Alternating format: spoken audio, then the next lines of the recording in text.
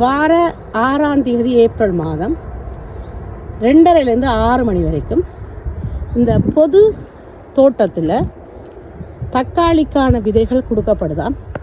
அதை நானும் வந்து வாங்கிட்டு விதைக்க போகிறேன். விதைக்க உங்களுக்கு வீடியோ எடுக்கிறேன்.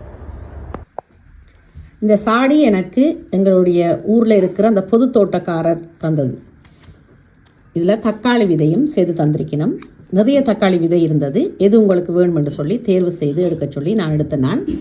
நானும் லவனும் இதை வளர்க்க போகிறோம். பாருங்கோ, இது எப்படி நடவணுமெண்டா எனக்கு சொல்லி தந்த முறை. இங்கே எல்லாத்துக்கும் ஒரு முறை இருக்குது. எங்களை மாதிரி சும்மா எல்லாம் செய்யறதில்ல. இதுதான் நாங்கள் தந்த தக்காளி விதை. மொத்தமாக 2 விதை தந்திருக்கணும். இந்த 2 விதையைத்தான் நான் நட போகிறேன். பாப்பம் இதுக்கு எப்படி வளரப்போதுண்டு.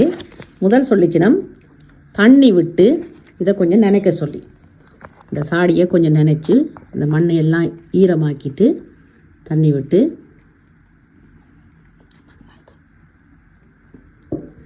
அதுக்கு பிறகு லவன் தான் நட போகிறார். இதில் கிண்டி 2 ஓட்டை போட்டுட்டு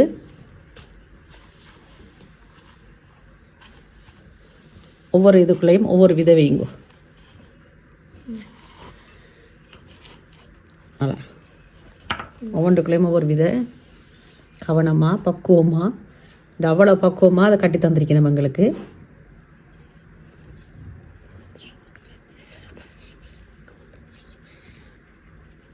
ஓகே, மேலே லேசாக மண்ணை லேசாக மூடி விட்டா சரி. பாப்பம் இவ்வளோ நாளைக்குள்ளே இந்த கண்டு முளைக்குதுண்டு. நான் உங்களுக்கு அடுத்த காணொளியில் எவ்வளோ நாளைக்குள்ளே இது முளைச்சி வருதுன்னு சொல்லி வீடியோ போடுறேன். வணக்கம்.